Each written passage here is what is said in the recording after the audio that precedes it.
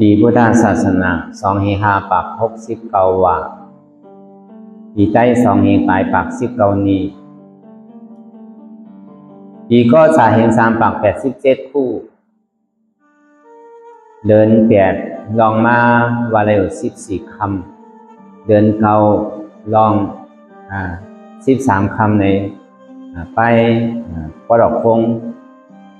ปีคีดวันที่23เดือนสุนได้ปี2เหง25ในปังสร้างตือกำตราอนัตตาวิปัสสนาภาวนาหาหันยอดธรรมอนัตตาปอกคำผล14ที่ว่าอนัตตาวิปัสสนากรรมฐานหนองเขียวเอิ่งวันโดมลอยสะทงเพียงจากเล็กเมืองไทยปรอกคงในก่อหอถึงมาวันพล4เข้ายามกลางวัน1 โมงต่อถึง3 โมงไม่เข้าตั้ง2 ชั่วโมง2 นาทีในก็เขาติดเลยมาอ่อนกันอย่างตั้งเขาจูนี่ปั่นในเขาตั้ง2 ชั่วโมง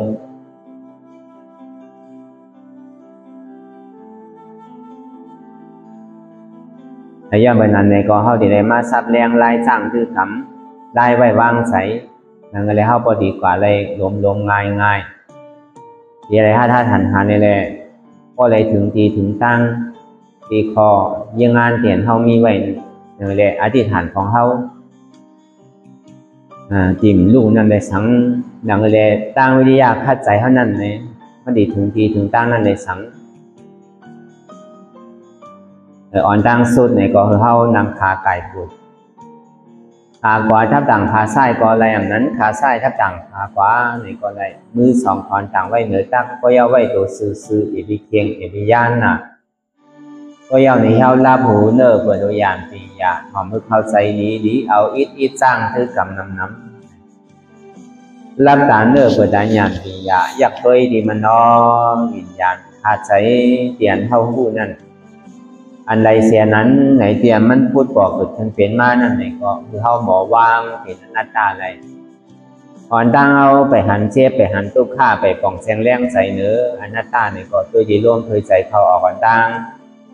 เคยใจเขายาวๆเคยใจออกยาวๆเคยใจเขาลึกๆเคยใจออกลึกๆเขาเกิดออกตายเขาเป็นออกลูกฟองเกิดแบบตายแต่ว่าเขาตัวหลอกหลายๆแกเขามีหยาดตั้งหันสื่อใจหยาดตั้งโอนสื่อใจหันเฉพาะที่มันนำอู้เปิงอะไรเอาตั้งแต่ซี่ก็ต่อไปที่ไหนมีอะไรของหลานไหนที่ว่าเปลี่ยนเขามีเขาเตียนเขาอู้เปิงของลำอะไรไหนใครเข้าก็เข้าอยู่ใครออกก็ออกอยู่ใครป้องไหนก็ป้องอยู่ใครแวบไหนก็แวบอยู่ทีเดียมันเคยเข้าวันกล่องเสียงแรงใส่ว่าตั้งแต่ซี่ก็ต่อไปที่ไหนมันใจของเขามันเป็นอนัตตาเนี่ยของมันเขาหมอวนวางว่าตัวนี้มันใจของเขาเป็นอนัตตาก็ใน2มาในอยู่ใส่โค้งใส่ผิววนเลือกวนเหลือเป็นเดิมเป็นเล่ามันยิดอยู่หยาบขึ้นขั้นคันใจจ้าแจ่มดีวนตั้งหลังกล่องตั้งหนากำพยากรมต้นสังใจมันเป็นซื่อหือในก็คือวันตั้งจอมใจเดียนมันเป็นอยู่มันวนตั้งหลังในก็คือว่ามันวนตั้งหลังอันมันวนตั้งหน้านั่นในก็คือว่ามันวนตั้งหน้าอันมันวนสังลาลานั่นในก็คือว่าวนสังลาลาตั้งหลังกวนมานั่นในก็เหมือนหือเหมือนกวนตายมันสุดเสียงย่อมเอาขึ้นเลยตั้งนาเดียนเนี่ยไปถึงเดือนนั้นในก็เหมือนหนังก้นตึงนอนรับอยู่ก็มือถามมาผมมีสังเกตอันมันหันอยู่มันซ้ำบ้วนอันมันบ้วนอยู่มันซ้ำหันในมือหนังก้นตาบอดเดียมันพ่วงผิวกาวากาเป็นในย้อนเปิดสังในย้อนเปิดวาใสในก็มันใจของเขามันเป็นอนัตตาก็ใน3มาหมางขิงหมางข้าวหมางย่ำในก็เปี่ยวมวนเซ่อยุ่งโผหมางขิงหมางข้าวหมางย่ำในก็ขี่ใจมองใจอย่างนี้ใจหุกใจให้ใครอ้อมใครให้หมางขิงหมางข้าวหมางย่ำในก็หลีดูซ่าดูธรรมดาของโลกล้อก้านั่นมันปวดทุกข้ามันเจอกันสุขข้าอันนั้นธรรมดาของโลกล้อก้านั่นทุกข้ามันปวดมากคือก็อย่าบิโกสุขข้ามันปวดมากก็คือในก็อย่าบิญญาโจมเตอโอเบถามันปวดมากก็คือในก็อย่าไปขั้น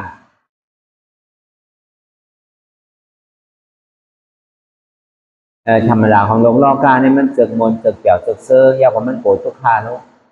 ก็แน่นเข้ามาพึกเห็นหูนั่นเนี่ยดังเลยเข้าดีอยู่ใน ลอก้าอยู่เนินในลอก้าอะไรนั่นอยู่กับมันแหลมติดมันนั่นในเท่าที่ได้เฮ็ดสื่อเลยอยู่จอมมันไหลที่ได้มาพึกเกณฑ์ผู้อยู่จอมมือมันไหลแต่ว่าอยู่ก็ทุกข้าวอย่าไปโกมันเนี่ยก็เบอร์ทุกข้าในเนี่ยก็มันขึ้นหนังเก่าทุกข้านั่นเนี่ยก็มันขึ้นหนังเก่าก็เบอร์มันเกิดเกินตั้งอย่างนี้ก็รู้กว่าเกิดเกินตั้งอย่างนี้ก็รู้กว่าสองมีทุกข้าใกล้เดียมันเกิดเกินมีทุกข้าใกล้เดียมันตั้งอยู่มีทุกข้าใกล้เดียมันรู้กว่าเดือเสียทุกข้าในมันมีอะไรแท้งเนี่ยเขาวนลองสั่งก็ยาวมันมาลองหูก็ยาวพอกำเนิดสุดมาเนี่ยมันเฮ็ดให้เขาสบายใจเฮ็ดให้เขาทุกข้าขันใจเฮ็ดให้เขาขี่ใจมองใจย้อนมันอันที่เฮ็ดให้เขาเปี่ยวใจมวลใจย้อนมันพวกใครมีเพราะนั้นแหละลองสั่งสีก็ยาวอย่า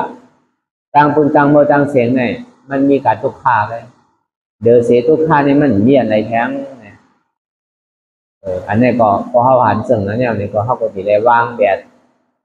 พอมันเป็นทุกข้าเลยนี่ก็เขาก็ถูกที่เอามาวนเขาใช้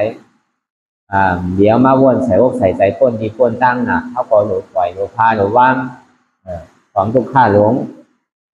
เปลี่ยนเท่าเบียบมากถึงเปลี่ยนเท่าจิตเจ้ากรรมมากถึงนั่น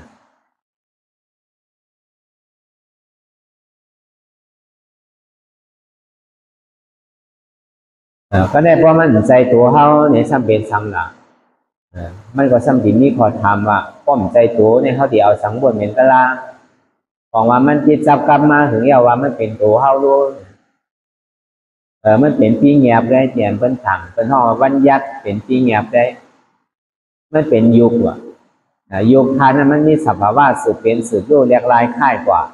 กำเจ็บกำแสบกำไม้กำแกนกำโต้งกำตอดกำเน็ตกำซานได้เป็นสภาวะของยุคก็มันใจเขารู้เนี่ยมันซ้ำเป็นสังมันเป็นสภาวะของวิญญาณเพราะว่าเป็นสภาวะของนามธาตุนามธาตุนั่นซ้ำเป็นหือเนี่ยอันเจ็บแกนโต้ตอดเนซานสั่นไหวโค้งไตได้มันเป็นธาตุลมอันไม่ขัดอุ่นหนาวเนี่ยมันเป็นธาตุไฟอันนักว่าอ่อนแข็งเนี่ยเป็นธาตุดินอันสู้ถุงจับยายซึ่งอย่าเป็นตัวเนี่ยเป็นธาตุน้ำมันเป็นสภาวะธาตุดินน้ำลมไทยใจเฮาอันว่านี่มันอย่างนี้มันเป็นอนัตตาอันมันเจ็บมันแสบมันไหมได้ทำไปทางลาวเป็นเวทนาธาตุในเวทนาธาตุเนี่ยมันมีทุกขาเวทนาสุขาเวทนาอุเบกขาเวทนาได้เข้ามาเป็นเวทนาของธาตุ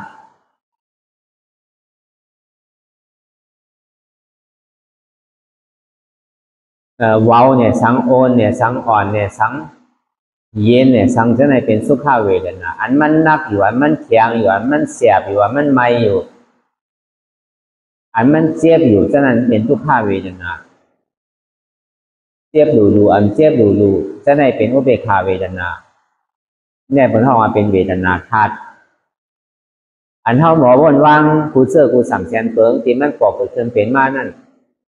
มาดีตัวก็ฮัดจุนตัวอะไรมาดีใจก็ฮัดจุนใจอะไรมาดีเจ็บก็ฮัดชุดเจ็บอะไรเนี่ยเป็นสังเป็นธรรมะธาตุเป็นธาตุตารางเอาธาตุตารางซ้ำก็ออกเปลี่ยนมันเป็นตารางนั่นที่มันเป็นอาตารางนั่นที่มันเป็นอาธรรมะนั่นถ้าเอาขึ้นเราอาธรรมะอันเท่ามีดองตั้งยึดยับกับมันไว้ว่ามีตัวเท่ามีใสเท่ามีเจ็บเท่าแต่ในมันออกมาเป็นอาธรรมะตั้งหันคิดตั้งวนคิดเป็นมิจฉาทิฏฐิมิจฉาสังกัปปะธรรมะในสำคัญหมานเมียนวนหมานเมียนแต่ที่ห้องมาธาตุตารางธรรมะตารางวันนั้นพวกนั้นผู้ทำพวกนั้นหันทำพวกนั้นเฮ็ดทำเหมือนวันนั้นพวกที่เอากำบาเป็นทำนั่นพวกที่เอาความเดียนเท่าป่องใจน้ำมันเป็นตารางนั่นอันเท่าหาตารางอันเท่าหันตารางอันเท่าเฮ็ดการตารางอยู่ในมันเป็นตารางเนี่ยเป็นสังเป็นทำเป็นทำสังละเป็นธาตุตารางเป็นธรรมะธาตุพวกแปดเสียนมันใจตารางก็เขายังถึงวันว่ามีหัวมีขามีมือมีตัวมีใสมีเจ็บหัวมีคอมันใจเป็นตารางมันเป็นอาตารางแปดมันเป็นตั้งหันที่ในวนที่แปดก็บรรณาเนาะมาหนังตารางในมันพูดบอกเกิดขึ้นเป็นมาที่ไรเขาเย้า ก็มาดีโตเนี่ยก็คือเขาหัดสุ่นโตมาดีใสเนี่ยก็คือหัดสุ่นใสมาดีเจ็บก็หัดสุ่นเจ็บก็หัดสุ่นได้3 เปิง3 ป้าในป่องบ่าเขาเหตุกันตารางเขาป่องแจงเลี้ยงใส่ตารางเขาหาตารางเขาหันตารางเขาวางเตียนมันเป็นตารางห้องว่าเป็นตารางน่ะวางไหลพอวางไหลเอาถึงกว่าที่เป็นตารางนั่นน่ะผู้หันถึงเฉพาะทำจังว่าก็ไหลหันเจ็บก็นั่นหันทุกข้าก็ไหลหันทุกข้าก็นั่นหันตารางก็ไหลหันตารางก็นั่นซ้ำหันทลาก็หันทุกข้าก็หันทลาหันทุกข้าก็หันตารางนั่นน่ะก็ใครป้วนทุกข้าเนี่ยก็อย่าไปโกรธทุกข้าก็ใครป้วนเจ็บเนี่ยก็อย่าไปโกรธเจ็บที่ไรเห็นหูอยู่ซ้อมทุกข้านำที่ไรเห็นหูอยู่ซ้อมเจ็บนำก็เห็นหูอยู่ซ้อมมันเย้าอยู่ซ้อมมันเย้าเนี่ยก็เหมือนหนังน้ำในน้ำมันติดกันน้ำก็เป็นน้ำมันก็เป็นน้ำมันติดกันเขาอยู่ในล้อก้าลงเนี่ยก็ห้อมติดล้อก้าก็เขาเลยคือเห็นหูว่าเย้าก็ล้อก้าทำมันเกิดเป็นมาเนี่ยก็ห้อมตุ้มเตอร์ใจเขาอยู่ไรก็ห้อมมาพึ่งไว้ในซื้อเพราะมันเป็นมาในเขาดีหับหยาบก็หับหยาบมาเย้าในเขาดีขี่ใจงองใจแต่นาสร้างตียาวกว่าปอดแต่ย่อกาดีเก๋ก็น้ำแต่ที่นานตายก็เจียวตายแต่ที่ไรอาล่างก็ซ้ำซุ่มแต่ที่ไรน้ำเมียก็เป็นอาล่างแปรแดดใช่ไหมก็ห้อมพึ่งไว้เวลาพอเขาพึ่งไว้ในเนี่ยแต่ที่นานแต่ดินเจียวตายก็นานตายแต่ที่อาสากปอดกว่าอาสากยาวแต่ที่อยู่ตานที่อยู่ดีก็ซ้ำอยู่ดีมากตานที่อันมีตั้งหูตั้งหมอเนี่ยก็ซ้ำหูมีตั้งหูตั้งหมอมาหนังก็เบอร์นั้นอันเท่าไรถอมไรยินเนี่ยไม่เป็นสุดตาไม่ใหญ่ยังอันเท่าในแลนางรับตาภาวนาหาตัวนั้นในห้องมาเป็นภาวนาไม่ใหญ่ยังอันเท่าหมอว่างทัดสางตีใจนั่นเป็นเศษดาไม่ใหญ่ยังสุดตาไม่ใหญ่ยังภาวนาไม่ใหญ่ยังเศษดาไม่ใหญ่ยังยันคอมยานกำยานบ้วนว่างอะไรเนี่ยก็เปิดอะไรถ่อมส่วนที่จ้ามเฮ็ดตัวก็เปิดอะไรเฮ็ดตัวเนี่ยส่วนที่หมอบ้วนว่างตัวเนี่ยก็วันนั้นเขาดีอะไรเห็นหูอยู่จอมมันนับอย่าไปโกมันก็เปิดเขาใครไปกับตั้งไรก็เย้ามันเหมือนเงาแลนซ้อมปวนเขาที่กับเขาปวนมันไรหนังเก่าเจี๊ยบไรทุกข้าเนี่ยในเมื่อปวนมันไรเนี่ยก็เห็นหูอยู่จอมมันเนี่ยก็เย้ามันดีมีหมอกมันดีตันพอเขาเห็นอยู่จอมันแล้วก็มันครึ่งกลางเป็นมาเนี่ยก็เขาก็ชี้นั่นน่ะลูกค้าเนี่ยมันบอกครึ่งกลางเป็นมาเนี่ยก็เขาชี้นั่นน่ะมันเปี่ยวมวลเสื้อมาครึ่งกลางเป็นมาเนี่ยก็เขาก็เนี่ยโจมนั่นน่ะคนเขาเนี่ยพอครึ่งกลางหนาเนี่ยได้ก็มันจังเป็นใหญ่เป็นหลงมันจังรูดซุ้มใหญ่รูดซุ้มหลงมันจังตกอกตกใจหลงเฮ็ดเธอเป็นย่อกาตั้งเป็นย้อนมันเฮ็ดเธอตายผักย้อนมันเฮ็ดเธอเป็นย่อกาตั้งเสียบตั้งไม้ย้อนมันพอมันล้อกาทำมันบอกเกิดขึ้นเป็นไม้เอาเนี่ยเวลาพอมาพึ่งไว้เอาเนี่ยอ๋อมันเป็นธรรมดาของมันแกมันไม้ของมันดีกว่ามันใจดีอยู่ไรเสะอันนี้พอมาพึ่งเห็นหูจอมมันเนี่ยมันใช้มากกี่ไรข้าวย่ำไรเนี่ยก็เบิ้ลได้ลงล้อกาหลงไงอันเท่าหักหนาเลยเปิ้นได้เป็นตัวเท่าน่ะเพราะผู้วันของแซงแรงใส่ว่าเป็นตัวเท่าอันเท่าหักหนาเลยเปิ้นเนี่ยด้วยการตัวเท่าวันนั้นสองมันอุบเปิงไรอยู่หือเนี่ยมันไรในสองมันเป็นตัวของเขาเตี้ยว่าเป็นได้ซ้ำเป็นสังเป็นอนัตตาขาเนี่ยก็ไม่ใจของเขาเอวเนี่ยก็ไม่ใจของเขาโคนเนี่ยก็ไม่ใจของเขาต้องเนี่ยก็ไม่ใจของเขาหัวเนี่ยก็ไม่ใจของเขามือเนี่ยก็ไม่ใจของเขามันเป็นอนัตตาใจในความมั่นใจของเขามันเป็นอนัตตาเจ็บในความใจเขาอนัตตาโยกวิญญาณเวทนาก็เขาว่างอะไรเนี่ยก็เป็นอนัตตามันมีสภาวะโยกสืบเป็นสืบรูสภาวะวิญญาณอันผู้ลองตั้งสืบเป็นสืบรูสภาวะเวทนาเนี่ยถ้าบอกลองตั้งสืบเป็นสืบรูใจหันเนี่ยเป็นโยกใจผู้เนี่ยเป็นวิญญาณใจหับเนี่ยเป็นเวทนาใจเดียนมันต้องอยู่เนี่ยเป็นสัญญาใจเดียนเรียกลายค่ายกว่านี่เป็นสังขาราสัพเพสังขาราอันนี้จะสัพเพสังขาราทุกขา สัพเพสังขาราอนัตตาสังขารตั้งโมตั้งเสียงในอ่ำมันคือย้อนว่ามันคือในสังขารตั้งโมตั้งเสียงในเป็นทุกข้าย้อนว่ามันเป็นทุกข้ามอุปผงพองมันหรือมันไรในที่ว่าสังขารในเป็นอนัตตาจังว่าเฮากับจามลองสังเฮากับวนลองสังเฮากับถางลองสังเสสังก็เย้าอย่างมันก็มีอันนี้จ้อยเห็นลองอันเฮามีอยู่ก็เหมือนกันมีอีกอย่างก็เย้าแต่มันคือมีน้ำคือน้ำมีเกคือเกมีปีมีน้องมีวานมีเมืองเต็มวานเต็มเมืองเนี่ยก็มันคือมีอันมันจะดีมีลูกไว้มีฟังวันหนึ่งเจ้าผาดดีกว่าเจ้าดีได้ผาดตายมันเขามีสังไว้ก็เย้าก็บนนั้นมันเป็นที่พึงอิงเกอดีได้เต้มันนี่เดี๋ยวเขาเป็นตัวข้าเลยจากว่าสังขารเนี่ยมันคือย้อนพอมันคือมายาเขาเลยดูเลยซุ้มเขาเลยห้องเลยไฮเขาเลยผาดที่ผาดตายมายาเนี่ยก็เป็นตัวข้าจากว่าสังขารย้อนว่ามันคือเนี่ยมันเฮ็ดเขาเป็นตัวข้าย้อนว่ามันเป็นทุกข้ามันอุปผลพ้องมันไรสังขารเนี่ยมันเป็นอนัตตาเขาสั่งหูหันนั่นเขาสั่งถามว่ามันคือเขาสั่งถามว่าเป็นสุขาเขาสั่งถามว่าเป็นของเขาก็เพื่อเขามีลองตั้งอยู่ว่ามันคือเป็นสุขาเป็นเกาวันนั้นมันจะได้เป็นทุกข้าวจริงอันเขาใครมันอยู่มันซ้ำอยู่เมื่อมันอยู่เต้ก็เขาอาบเหมือนหนังว่ามันคืออยู่เมื่อเขามีอยู่นั่นเองก็เขาก็อ่านว่ามันคืออยู่เหมือนยังตึงมีอาณาอำนาจยังตึงมากมีดีเปลี่ยนยังตึงมีปีมีน้องมีเสือมีเคยมีหวานมีเมืองมีหลดมีกายหรือจะไหนเขาก็เดี่ยวมนจอมมันน่ะกล้ามครึ่งดูกว่าพายกับซุ่มกับโจมกว่านั่นก็สภาวะเอากว่าจะไหนพอมันหายกว่าต่อหน้าต่อตาเนี่ยก็เพื่อเขาพึกไว้เนี่ยก็ตั้งตู้ข้านมาเนี่ยก็มันก่อมากกับเนี่ยมันจังเอาอย่างมาวนว่างแล้วนะเครื่องก้างเป็นน้ำหูน้ำตาเครื่องก้างขี่ใจมองใจเครื่องก้างเป็นย่อกาตั้งเจ็บตั้งใหม่เครื่องก้างจังรับจังนอนย้อนมันเป็นย่อกาตั้งเป็นย้อนมันบางบอกเครื่องก้างตายย้อนมันเนี่ยก็จังเป็นไรก็เปิดว่าเขาถามว่ามันคือก็มันคือมาเนี่ยก็เขาก็ขานใจเขาซ้ำถามว่ามันเป็นสุขข่าอยู่ที่เนี่ยถามว่ามันเป็นลองเปี่ยวลองมนลองเสิร์ฟที่เนี่ยเพราะมันเป็นสิ่งนั้นมาเนี่ยเพราะมันมีลองตั้งขี่ใจมองใจแบบนี้ใจสุขสักมาเนี่ยก็แค่เป็นทุกข์นั่นก็เพื่อมันอุปเปิงพ่องั้นมันไรเขาซ้ำถามว่ามันอุปเปิงพ่องั้นมันไรเขาจี้ไรสั่งไรเขาวังคับไรเป็นของเขาลงเนี่ยเวลาเมื่อเป็นมาอย่างนี้เขาวังคับไรจังจี้สั่งไรตอนหลังตัวเขาย่ำจังใจตัวเจ้าเก่าย่ำจังพื้นจังหนึ่งจังโต้งมาเนี่ย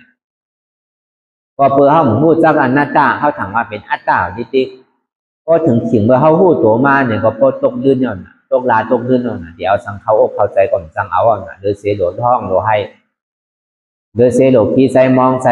เดือเสียหลวห้องหาลูกหาล้านห้องหาปูหาเมห้องหาปีหาน้องเล่นปอเมเดสังปอเมปีน้องเดสังโปเดสังเมเดสังลูกเดสังจะไหนก็ที่คือเหมือนใจห้านี่มันเหมือนหนังเก่า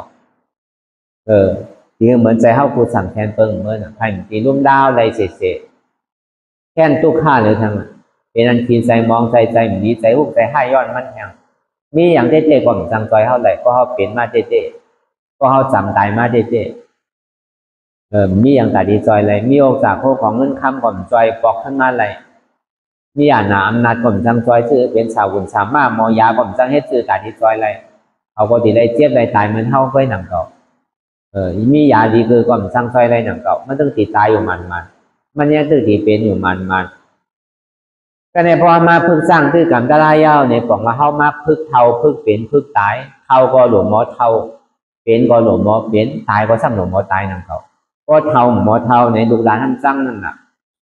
พอเท่ามันกำน้ำพอเท่าซบน้ำในก็มันดีหนังเก่านะ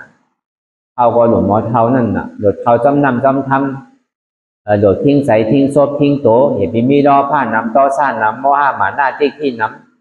ำมออยู่มอเศร้าหมอสัตดีแต่ว่าเขาเอาขี้ป้องขี้ท่าขี้หลาขี้ใจลำใจกำอันนี้มันเท่า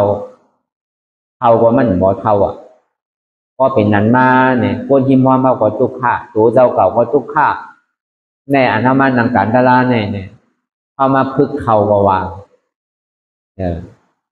พึกเท่าไว้ว่าพึกทิ้งใจทิ้งศพทิ้งตัวเพราะเท่ามิวนั่นในหลีหักอยู่ที่ไรเศร้าที่ไรก็เปิ้นหักเพราะเท่าศพกำน้ำศพเพศศพน้ำเนี่ยก็เปิ้นทำจังหนังเก่าลูกหลานเฮาในสังตัวเฮาก็มันเปี่ยวมวนอันสังอินก่อมไรใช่ไหมเฮาทุกข้าให้หนังเก่าก็เฮาหมอทิ้งใจทิ้งศพทิ้งตัวเฮาก็ในสมาธิพึกเป็นอันเป็นโยกาตั้งเจ็บตั้งไม่เหมือนเฮาอยู่ห้างไปเฮา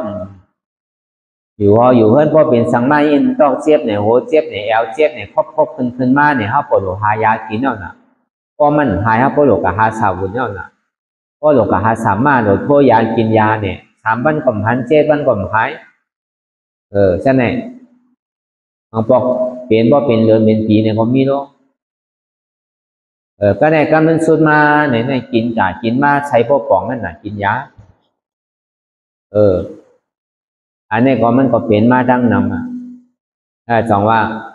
ดีพึงดีอิงเฮาเต้ๆเนี่ยเฮาหลงหมอไว้วางใจต่างนั้นเป็นนำบ่เป็นเกตต่างที่เป็นเกก็ไฮไลท์ก็เฮาหมอไว้วางใจย่อกาตั้งเจ็บตั้งไม่ได้อันเท่าไรมันนั่งอยู่หาพองยามเดี๋ยวเนี่ยทุกข้าเสียจอันเจ็บอันเสียบอันไม่อันแก้นเนี่ยมันปกติขึ้นเป็นมากคือก็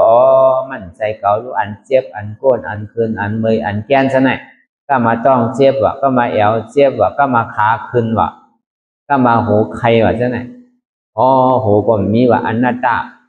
แอวก็มีว่าอนัตตาต้องก็มีว่าอนัตตา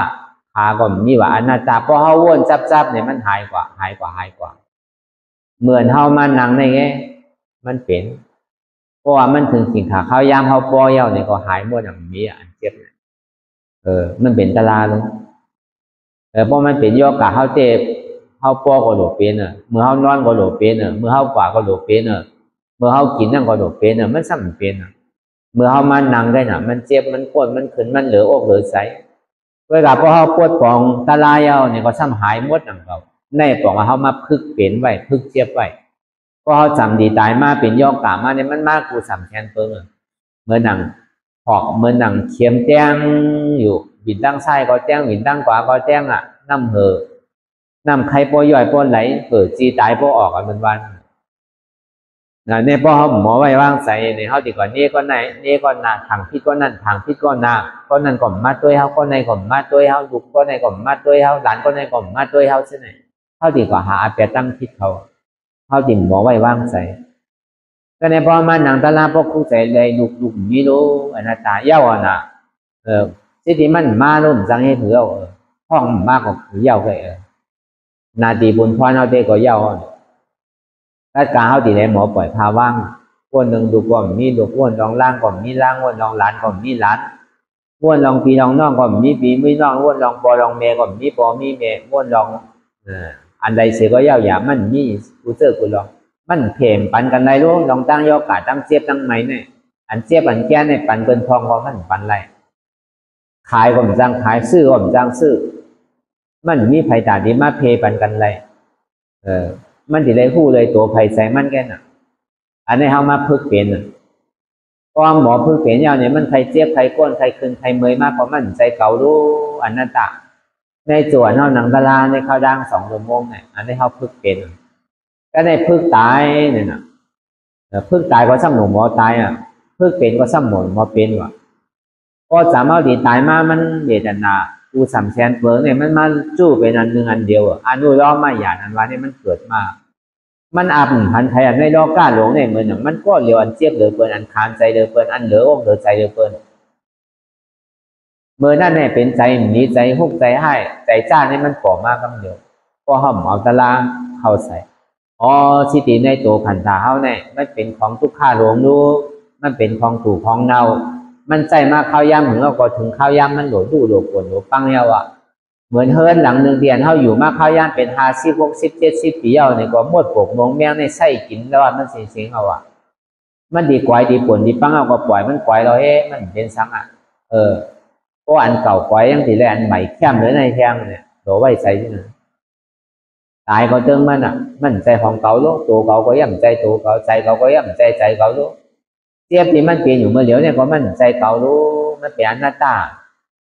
อันนี้เขามาพึกตายเพราะหมอตายเอาก็เห็นนั่น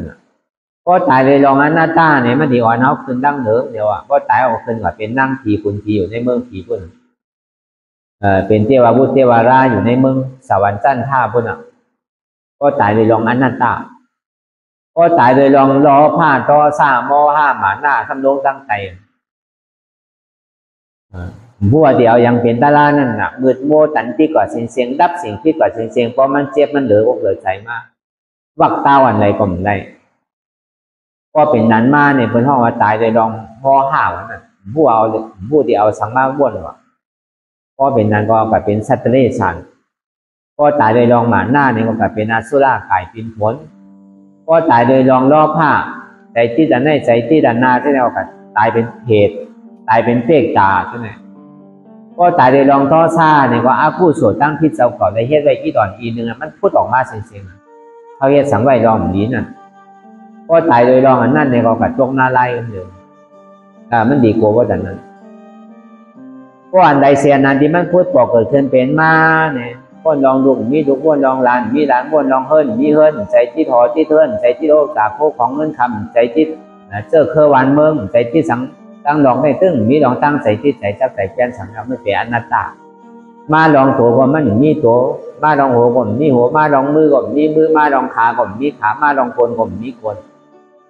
มาลองเอวก็มีเอวในก็มันใจเก่ามาลองใจก็มีใจมาลองเจ็บก็มีเจ็บอันนี้พอเขาพาว่างไรซึ่งนั้นนั่นก็อยู่ๆก็ใจขาดว่าเย้าเนี่ยก็ขึ้นมาเมืองผีบนมันสร้างถูกก็ต้องเป็นอริยะกับมันเดี๋ยวอะไรพอเป็นไรพอเขาว่างไรเนี่ยอัตตามันดีตัวก็อัตตาตัวก็วิจิกิจฉาก็ตัวก็วิจิกิจฉาตัวก็เนี่ยก็ฮอดฟ้าฮอดถึงเมืองผีบนมันขึ้นมาเตะปฏิสันติในเมืองโกนเนี่ยเป็นก้อนกว่าตั้งน้ำกว่าขึ้นตั้งหลังมันเต็มที่กว่าเชียงในเมืองผีเนี่ยอริยาเขาเนี่ยเต็มกว่าเชียงเขาก็สำนีเลยกับโทษกับญาเขาเฮ็ดก็คนเมียวหือเนี่ยเขาสำนีเป็นคนเมียวนั่นหนังเขาผีอริยาก็มีตั้งน้ำในเมืองผีเนี่ยพอถึงเหลินรับเหลินบนมาเนี่ยก็เป็นมาฮอตรากันมาสนทนาธรรมกันมาแหลกพอทำกันเป็นฮอธรรมะสภาในผังกลุ่มตลาเนี่ยมันก็มีปังตลาหนังเก่าในจันตาวติงสาจันตุสิตาเขานั่นพอถึงเงินรับเงินบนมาก็เป็นมาจู้กันนี่แหละเนตลากันสอนตลากัน